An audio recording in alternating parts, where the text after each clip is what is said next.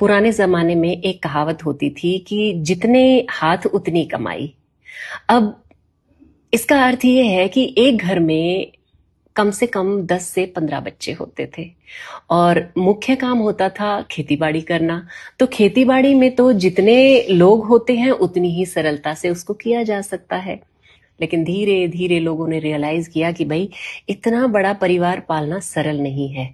और एक नई कहावत भी बन गई कि बच्चे हो चार सुखी हो परिवार। तो लोगों की जो बच्चे पैदा करने की गिनती थी वो कम हो गई। अब एक एक परिवार में 4 से 5 बच्चे होने लगे। लेकिन बात यहीं खत्म नहीं हो जाती है। इसके बाद फिर थोड़ा समय बीता और कहावत में थोड़ा सा और बदलाव आया। फिर हो गई कहावत हम दो हमारे दो। क्योंकि इससे पहले अब परिवार जो थे वो संयुक्त रह नहीं गए थे, उनका टूटना शुरू हो गया था। अब वो एकल परिवार में परिवर्तित हो गए। अब जब एकल परिवार में परिवर्तित हो गए तो कमाने वाला एक रह गया और पलने वाले 4 हो गए। अब वो 4 भी भारी लगने लगे। इसलिए बात यहीं खत्म नहीं होती है। इस कहावत में फिर से परिवर्तन हुआ। अब शेर का बच्चा एक ही अच्छा। समय ने फिर पलटी खाई। लेकिन आज जो दृश्य चल रहा है, जो समय चल रहा है, जो लोगों के मन में परिवर्तन चल रहा है, अब उनके माता पिता भी साथ नहीं रहते हैं, ना वो रखना चाहते हैं और बहुत से माता पिता साथ रहना भी नहीं चाहते हैं। तो अब वो एक बच्चा भी कौन पाले।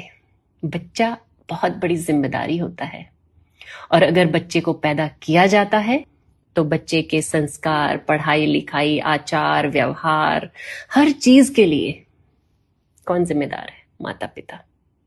और माता पिता तो दोनों बाहर जाते हैं, उनके पास बच्चे को पालने के लिए समय ही नहीं है। तो अब कहावत ने फिर से टर्न लिया। अब कहावत क्या बन गई है? अब ना बच्चा चाहिए ना बच्ची चाहिए, हमको नींद अच्छी चाहिए। ऑफ कोर्स जब हम सुबह से शाम तक काम करेंगे, थक जाएंगे तो हमें नींद चाहिए ही। और बच्चा होगा तो वो नींद में खलल तो होगा ही। लेकिन ये एक बहुत ही चिंताजनक विषय है। अगर यही हाल रहा तो भविष्य में ना बच्चे दिखेंगे ना जवान दिखेंगे। जब तक हम लोग जिंदा हैं तब तक हमें चारों तरफ बुजुर्ग ही दिखेंगे। ये बात मैं हंस के जरूर कह रही हूं, लेकिन है बहुत चिंताजनक। इस पर विचार कीजिए।